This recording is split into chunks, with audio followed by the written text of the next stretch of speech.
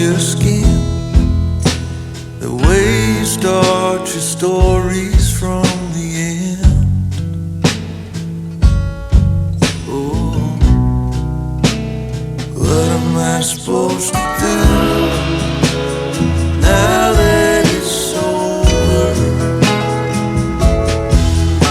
Is there someplace I can trade in all this lovesick information now that it's over?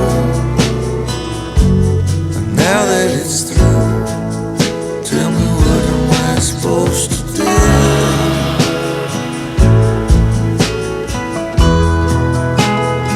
What am I supposed to do?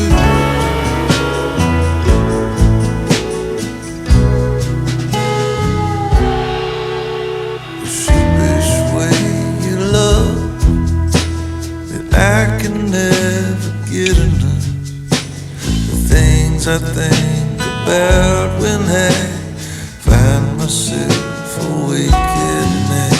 Should I throw them all away?